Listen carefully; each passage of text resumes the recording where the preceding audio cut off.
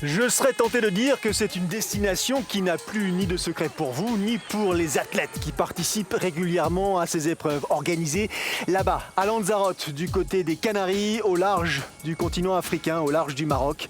Qu'il s'agisse de l'Ironman, maintenant présent depuis de nombreuses années au programme des uns et des autres, ou de l'Alpha Ironman, présent depuis 3 saisons, puisque ce sera la 3e édition que nous allons vivre ensemble. L'île de Lanzarote est un rendez-vous incontournable pour ceux qui veulent s'adonner au triple effort sur une version longue dans des conditions de course très différentes sur le plan géographique mais très agréables sur le plan climatique, la température tout au long de l'année et d'une douceur quasiment, je dirais, rare ou exceptionnelle.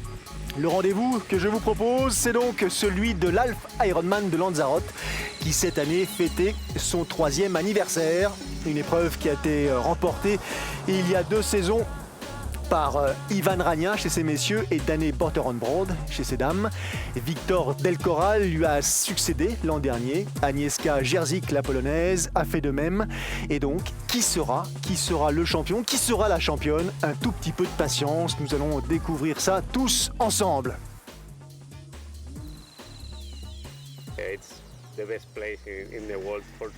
Effectivement, Victor Del Corral qui insiste pour dire que cet emplacement ici à Lanzarote et le club La Santa particulièrement qui accueille ces athlètes est un endroit quasi rêvé pour se préparer, pour vivre sa discipline dans des conditions encore une fois d'un confort exceptionnel avec un environnement presque paradisiaque, des conditions d'entraînement que l'on ne trouve presque pas ailleurs ou très rarement ailleurs.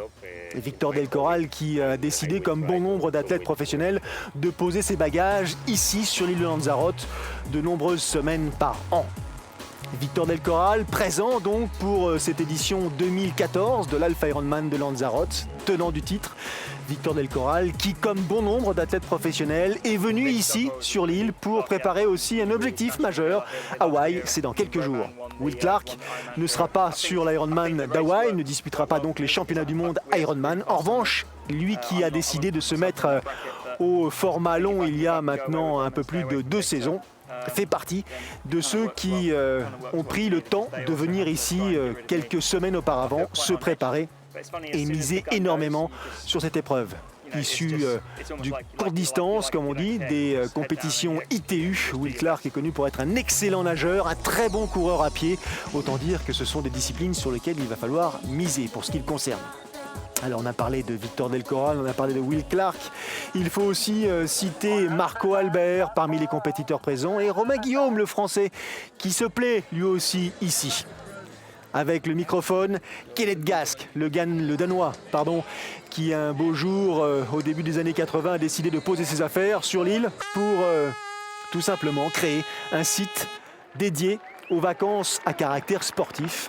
Et le club La Santa est ainsi né. Kenneth Gask, le premier d'ailleurs des Danois à courir l'Ironman, le championnat du monde Ironman. À l'époque, il ne s'appelait pas ainsi. A depuis attirer une population d'athlètes, qu'il s'agisse encore une fois de professionnels ou d'amateurs, absolument incroyable dans ce lieu dont, encore une fois, les uns et les autres ne sauront jamais suffisamment dire qu'il réunit toutes les facilités justement pour les sportifs. Départ de cette 3e édition de l'Alpha Ironman de Lanzarote. Les professionnels, ils sont une petite trentaine. Encore une fois ici, beaucoup de messieurs, peu de dames, vous avez l'habitude. Et puis le groupe d'âge, le fameux groupe d'âge qui réunit lui un peu plus de 480 athlètes.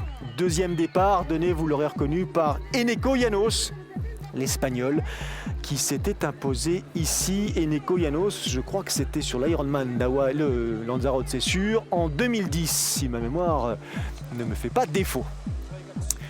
Il ne s'agit pas de nager le long de la côte sud comme il s'agit de le faire lors de l'Ironman, mais là en l'occurrence nous sommes à hauteur du club La Santa. Encore une fois, c'est la côte nord de l'île de Lanzarote avec une natation longue d'1,9 km.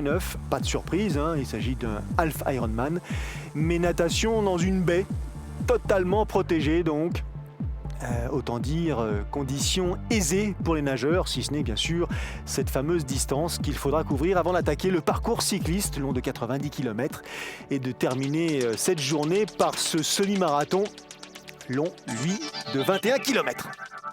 Le voici, ce tracé natation. Avec donc, je vous le disais, un peu moins de 500 compétiteurs ici. L'Ironman de Lanzarote existe depuis plus de 30 ans. L'Alpha Ironman fête sa 3e édition récente. Une édition qui a été franchement demandée par les compétiteurs parce qu'il y a ceux effectivement qui se préparaient en début d'année et qui pouvaient disputer l'Ironman, en plus bien sûr de la difficulté liée à la distance. Et puis il y a tous ceux qui voulaient s'en approcher et passer par une étape intermédiaire, en l'occurrence le Half Ironman. Et donc cette épreuve a été installée au mois de septembre, à la fin du mois de septembre, pour profiter encore une fois des conditions optimales sur le plan du climat et peut-être aussi attirer les pros qui, comme je vous le disais en introduction, font ensuite s'attaquer au championnat du monde Ironman à Hawaï. On compare souvent les conditions de course, qu'il s'agisse de la géographie, qu'il s'agisse encore une fois du climat entre Lanzarote et Hawaï. C'est pour ça qu'on va retrouver notamment Romain Guillaume, notamment Marco Albert, Victor Del Corral, Lucy Goosage, qui ici vont peaufiner en quelque sorte leur préparation avant d'attaquer le rendez-vous majeur de leur saison, Hawaï. Sortie de l'eau, Marco Albert, le grand gabarit, l'Estonien, devant Axel Zybrook. Lui aussi, il sera présent aux États-Unis à Hawaï dans quelques jours. C'est le week-end prochain. Première de ces dames à sortir de l'eau, alors que ces messieurs ont quitté l'eau après 22 minutes et 2 secondes de natation. Et les Frederiksen, la danoise, sort de l'eau en 22,57. Première de ces dames. On se prépare, on se change. Derrière, Marco Albert et Axel Zybrook sont sortis Peter Emmerich, le Belge, Will Clark, l'Anglais, et Romain Guillaume, lui, il est sorti en 22,24, c'est-à-dire, un tout petit peu plus de 22 secondes derrière les meilleurs. Le voici, Romain Guillaume. Romain Guillaume, vainqueur de l'Ironman de Lanzarote cette année, que vous avez pu suivre largement sur l'antenne de Sport Plus. Et à vrai dire, depuis cette année, Romain Guillaume, il nous en parlera un peu plus tard, a le sentiment d'avoir réellement évolué dans sa nature propre, c'est-à-dire dans sa façon de préparer les courses, dans sa façon de courir et surtout dans sa façon d'envisager l'avenir. Nicolas Fernandez, Hervé Banti, les Monégasques, les potes monégasques du club effectivement de Monaco sont ici présents aussi. Du beau monde.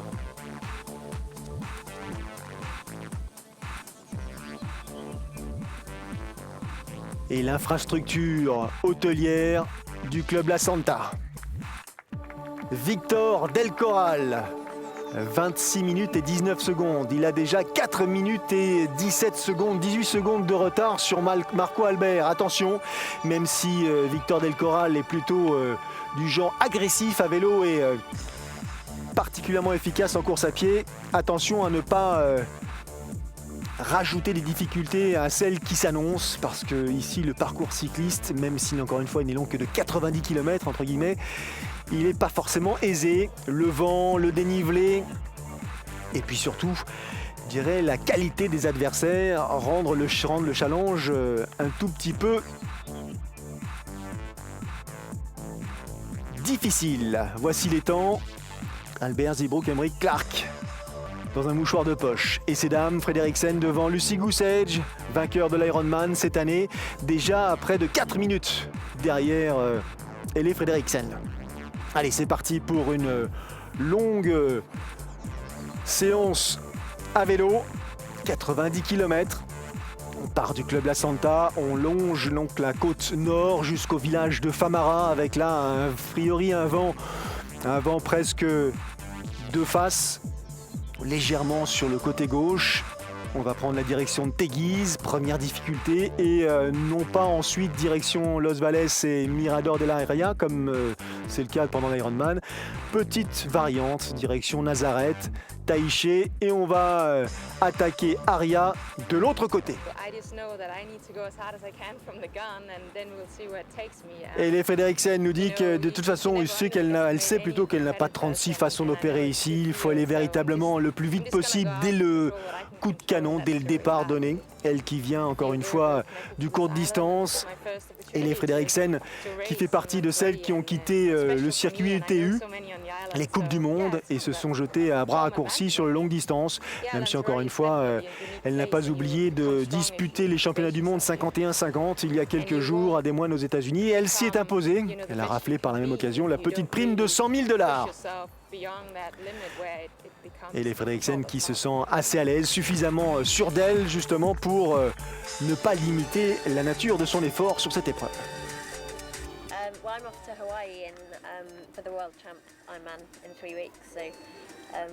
Lucy Goosage, récente vainqueur donc de l'Ironman de Lanzarote, sera présente elle à Hawaï. Et elle se souvient qu'elle a effectivement bien profité de sa précédente visite ici sur l'île et qu'elle a décidé de s'aligner sur cette édition Half Ironman de Lanzarote parce que justement les conditions climatiques et géographiques sont très proches de celles qu'elle s'apprête à rencontrer à Hawaï dès le week-end prochain. Choix donc professionnel, choix éclairé.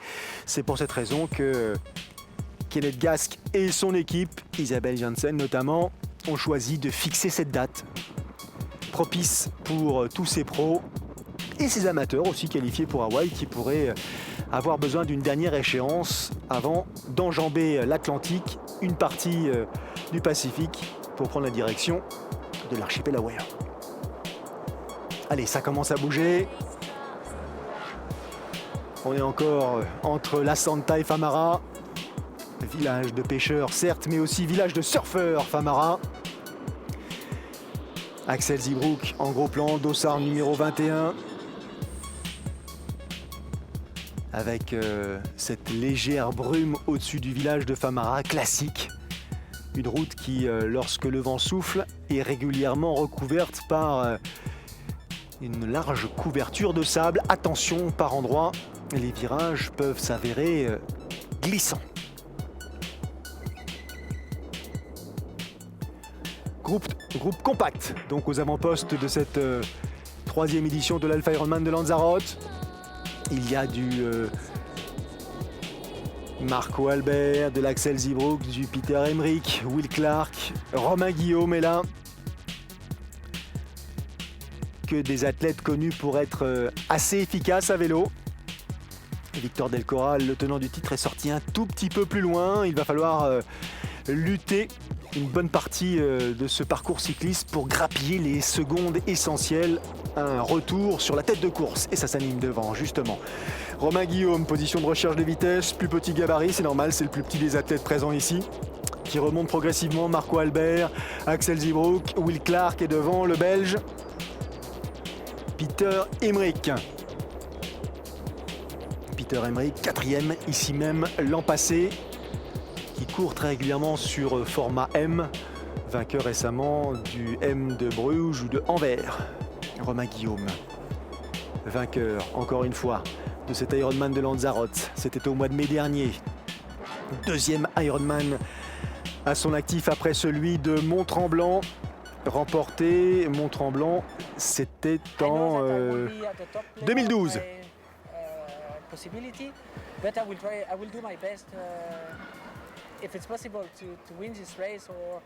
Vous l'aurez facilement compris, il se sent à l'aise, Romain, et il fera le nécessaire pour, comme d'habitude, animer la course et peut-être s'imposer. Il donnera le meilleur de lui-même, comme il a l'habitude de le faire, peut-être de manière moins fréquente en compétition que lors des années précédentes. C'est ça qui a changé, c'est justement cette espèce de meilleure gestion de son calendrier de course.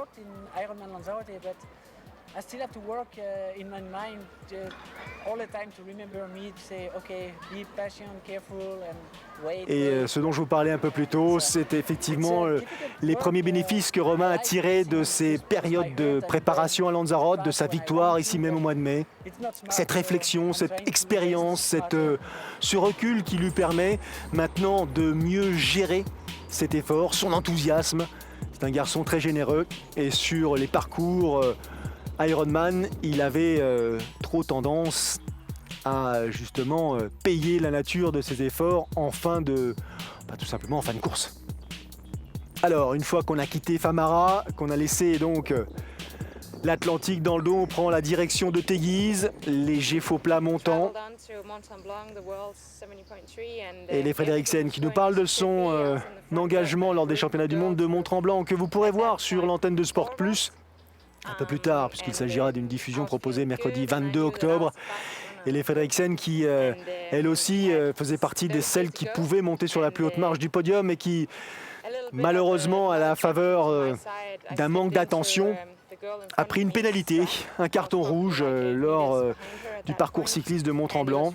Elle n'a pas respecté, alors de manière involontaire certes, mais elle n'a pas respecté la règle qui consiste à avoir un écart d'une dizaine de mètres avec l'athlète précédent.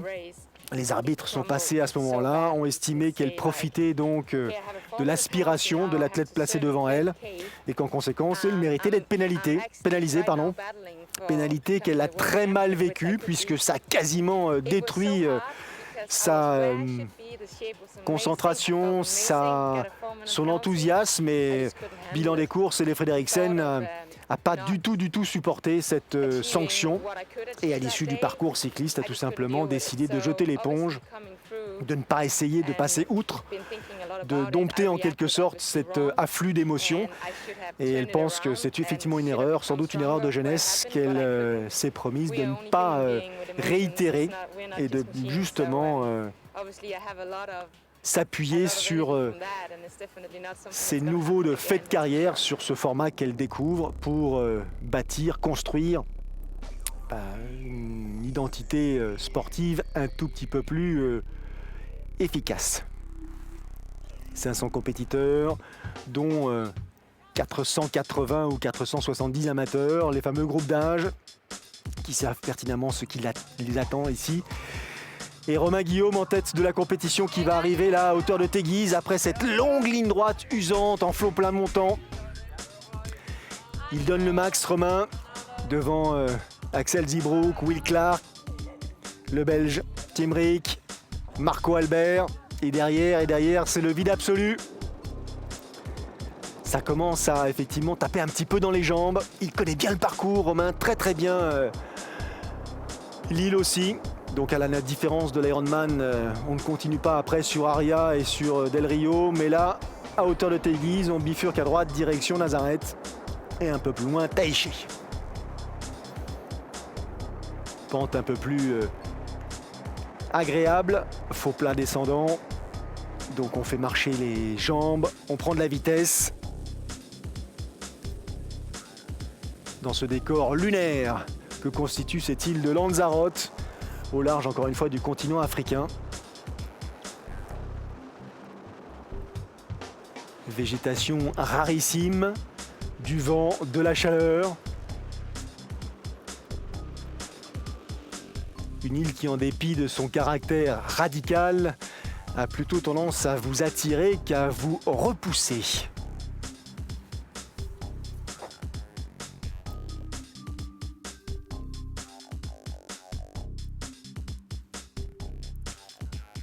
Allez, Teguise pour la plupart des concurrents, les villages blancs et verts, manucurés, je serais tenté de dire, tellement les villages de Lanzarote sont effectivement soignés. Le tourisme ici est une importance cruciale, donc on se donne les moyens de séduire le voyageur. Lucy Goosage. Elle est en deuxième position, derrière elle est Frederiksen. Elle est sortie de l'eau à 3 minutes 30 de la Danoise. Elle a une bonne pointe à pied, rien n'est fait. Rien n'est fait, loin de là. Troisième édition du Alpha Ironman de Lanzarote. On va marquer une petite pause, respirer et revenir d'ici peu donc sur cette île des Canaries. A tout de suite.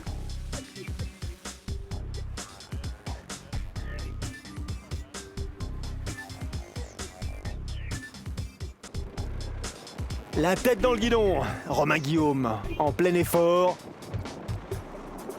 C'est ça la force du jeune athlète français qui sera lui à Hawaï pour tenter de tirer son épingle du jeu d'ici quelques jours en compagnie de Cyril Viennot, de Jérémy Jurkiewicz.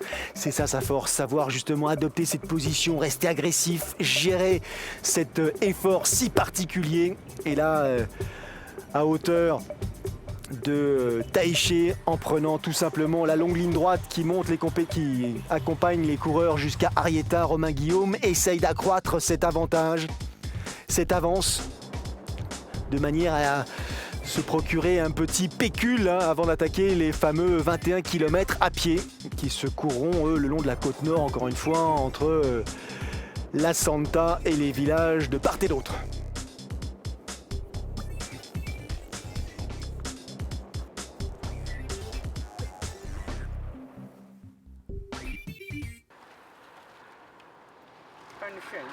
Classique, crevaison, réparation. Edwina Brocklesby, qui est tout simplement la doyenne des athlètes présentes ici et qui ne cache pas son plaisir de participer encore une fois à cette épreuve à Lanzarote, qui adore, elle le dit suffisamment fort pour qu'on le comprenne aisément, qui adore ces lieux, qui adore cette île, qui se sent bien effectivement, qui ressent un certain nombre d'ondes, diraient certains. Et elle insiste sur la différence entre ces courses où l'on ne voit rien habituellement et cette épreuve dessinée ici dans ce décor absolument incroyable qui vous offre des perspectives, je dirais presque à chaque virage ou de part et d'autre de chaque ligne droite. Voilà, elle est heureuse d'être ici et elle adore cette épreuve. Le passage là, on l'aime un tout petit peu moins. Direction Tabayesco. C'est la difficulté qui amène les compétiteurs jusqu'à, non pas Aria, mais Mirador del Aria, c'est-à-dire la pointe haute de l'île. Et ensuite, on ira jusqu'à Los Las Nieves.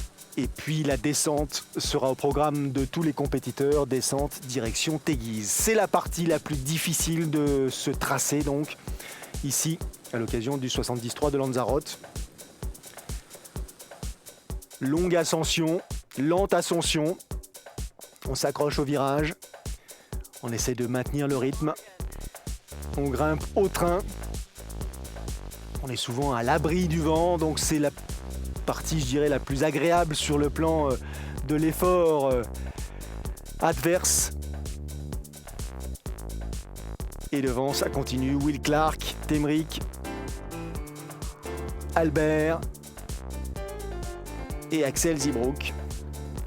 Toujours en tête, Romain Guillaume, qui continue son petit cavalier seul. Romain qui a franchement progressé, certes à vélo, mais ses aptitudes étaient évidentes, mais en course à pied.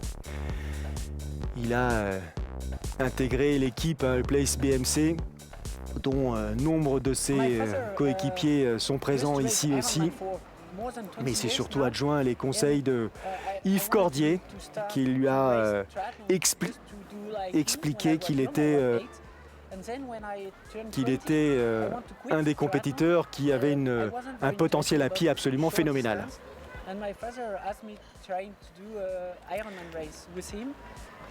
Romain Guillaume qui explique que jusqu'à présent il avait l'habitude de courir avec son père pendant plus d'une vingtaine d'années. C'est lui qui a mis le pied à l'étrier donc de Romain Guillaume. Et Romain apprécie ces moments partagés avec son paternel. Et jusqu'à présent, il avait plutôt tendance à largement dominer son père. Mais jusqu'à l'année dernière, Romain qui éprouvait des difficultés à terminer les parcours pédestres, marquait le pas, éprouvait sans doute, souvent un coup de moins bien, un coup de mou, qui permettait à son père de revenir progressivement sur lui. Alors même si la conclusion était la même et que Romain terminait devant son père, il n'empêche que depuis cette année, c'est pas tout à fait le cas, c'est plus tout à fait le cas. Et fait intéressant lors de son épreuve de Lanzarote sur Ironman au mois de mai. Romain qui a remporté l'épreuve à laquelle participait son père. Et donc, après son arrivée, est venu accueillir son paternel quelques heures plus tard. Et son père, au moment de franchir la ligne, ne savait pas que son fils avait remporté tout simplement l'épreuve. Un moment fort, partagé en famille, qui a encore... qui laisse quelques traces encore dans dans tout simplement la mémoire de Romain Guillaume qui s'est promis de courir à nouveau avec son père l'an prochain ici même. Allez, fin de cette ascension. Direction donc Tabayesco, puis ensuite Las Nieves. Et les Frederiksen est toujours en tête de la compétition féminine, sans difficulté. L'écart est assez important. Près de 18 minutes séparent Frederiksen de Lizzie Gusage et près de 30 minutes en troisième position de retard, donc 30 minutes de retard pour Nicole Vosch. Le sommet de l'île pour les premiers et pour les autres, encore un tout petit peu de patience. Et Winfried Schmidt, l'Allemand, est lui le plus ancien des coureurs présents, plus de 50 Ironman à son actif.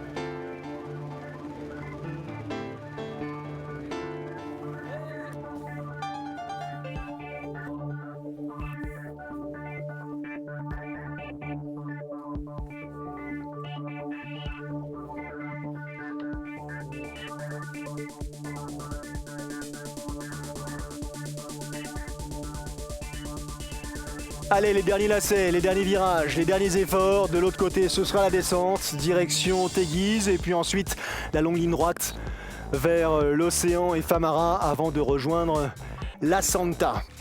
Voici justement le village de Famara. Les éoliennes, point culminant de l'île, mais donc signal positif pour les coureurs. De l'autre côté, ça va être beaucoup plus simple à négocier puisque la descente sera au programme donc de tous les coureurs.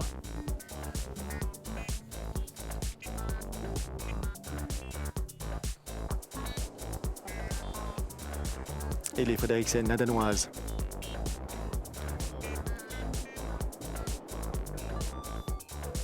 Attention à ces parties très rapides, le revêtement est de bonne qualité, les vitesses atteintes dépassent parfois les 85 et approchent les 90 km/h. Il faut rester attentif, bien placé sur son vélo. Attitude agressive de la part de Romain Guillaume. Lizzie Gusage en retrait. Deuxième position donc de la compétition féminine qui a quitté Teguise et s'apprête à franchir donc le village de Famara qui a quitté ou qui a dépassé Romain Guillaume. Direction maintenant au bout de cette ligne droite, direction La Santa et la transition numéro 2.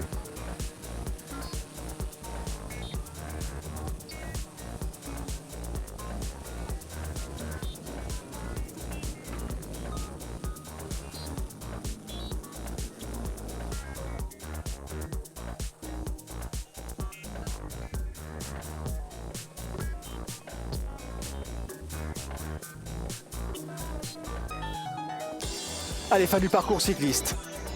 Romain Guillaume qui a couvert les 90 km en 2 h 20 minutes et 24 secondes.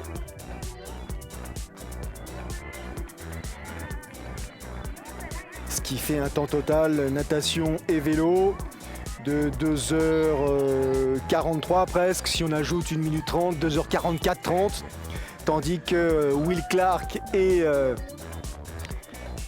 ses partenaires de course vont franchir, eux, la fin du parcours cycliste après 2 h 47, 2 h 49, près de 7 minutes donc d'écart entre Romain Guillaume et ses poursuivants.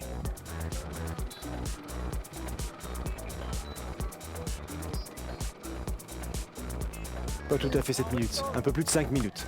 Victor Del Corral à son tour franchit la ligne. Victor Del Corral qui lui va mettre 2 h 48, 2 h 50. Donc il a une grosse minute de retard sur le groupe Clark, Zibrook et Marco Albert. Autrement dit, à portée de fusil pour Victor Del Corral, dont on connaît la vitesse à pied. Regardez celle aussi exprimée par Will Clark. Axel Zibrook, moins facile.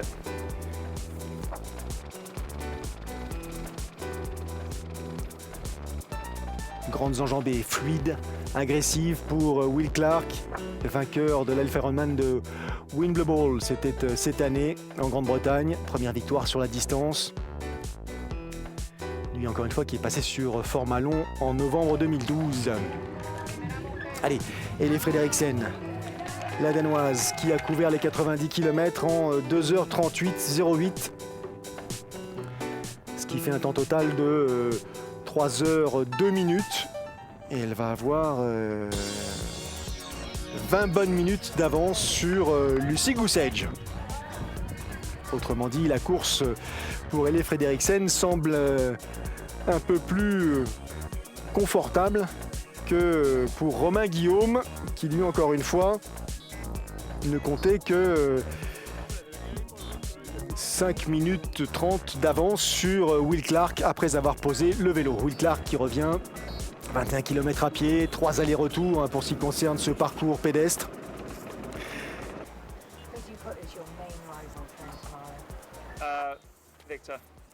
Qui est le plus dangereux pour vous ici à Lanzarote? Sans hésiter, Will Clark répond Victor, en parlant bien sûr de Victor Del Corral. Et bien sûr que Victor, qui passe de longues semaines, je dirais presque de longs mois ici, connaît l'île sur le bout des doigts, connaît parfaitement les conditions climatiques, connaît chaque virage. Et si on s'appuie sur son expérience, on peut estimer qu'il est sans doute l'athlète le plus dangereux du lot. Mais bon, rien n'est joué tant que la ligne d'arrivée n'est pas franchie, dit Will Clark. Beaucoup de choses peuvent intervenir. Il faut faire preuve de patience, rester dans sa course, être sûr et certain que la préparation qui a été la nôtre a été la bonne, donc se faire confiance. Allez, Romain qui continue son cavalier seul en tête de la compétition. À l'entame du deuxième tour, toujours en tête, mais l'écart se réduit largement avec ses poursuivants. Il compte désormais 2,32 d'avance sur Clark, sur Marco Albert, sur un peu plus sur Peter Emmerich, et c'est surtout Victor Del Corral qui est en train de revenir, je dirais presque ventre à terre sur la tête de course, et qui d'ici peu, sans doute à la faveur de cette deuxième moitié de deuxième tour, va faire la jonction avec la tête de course. Il fait chaud là, et le Belge Peter Emmerich, pourtant quatrième ici l'année dernière, souffre visiblement dans la chaleur, ce qui ne semble pas être le cas de Romain Guillaume.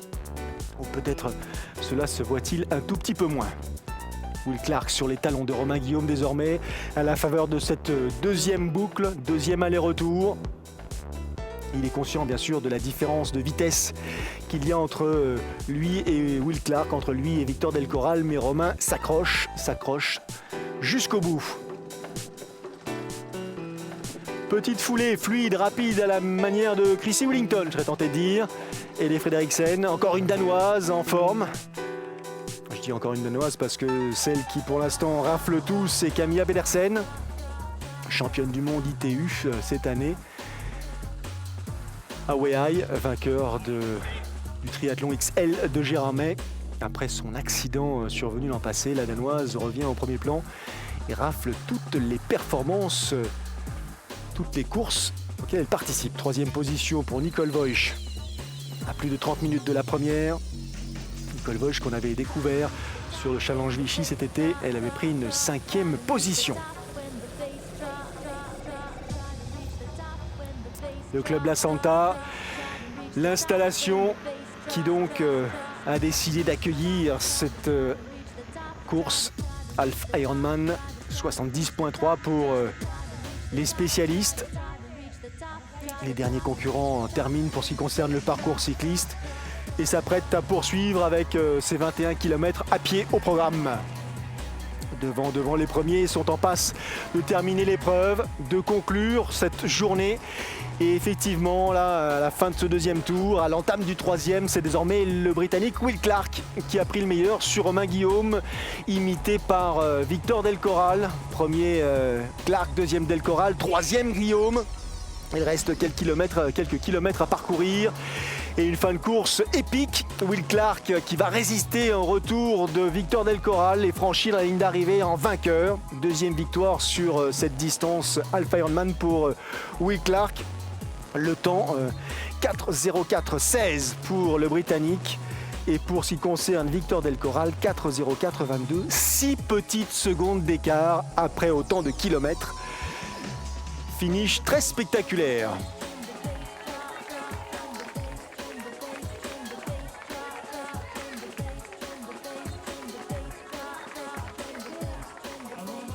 Troisième place, il a conservé cette place sur le podium tellement importante à ses yeux. Romain Guillaume, 4h06 et 53 secondes.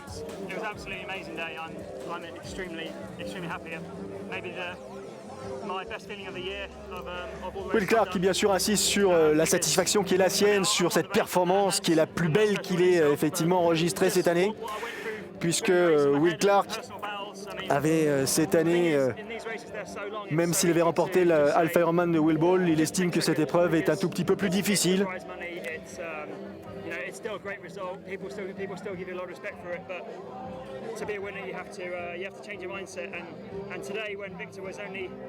Et qui dit qu'effectivement lui aussi, à l'occasion de ce rendez-vous à Lanzarote, il a un tout petit peu changé sa façon de procéder, sa façon de suivre et de voir sa course.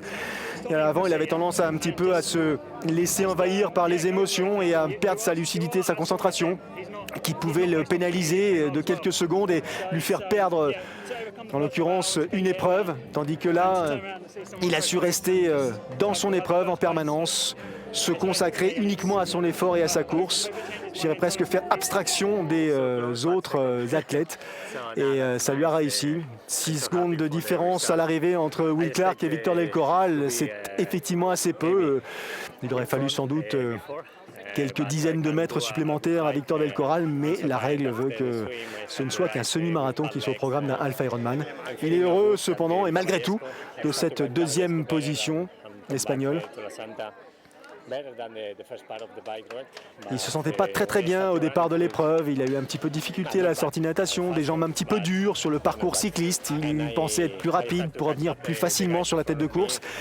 Un peu inquiet sans doute au moment de poser le vélo. Et puis dès les premiers kilomètres à pied, il s'est senti plutôt bien, sans doute un tout petit peu mieux que ce qu'il envisageait. Et il a pu donc hausser sa vitesse, ou du moins son allure, et proposer ce finish spectaculaire qui était donc le sien à l'issue de cette épreuve.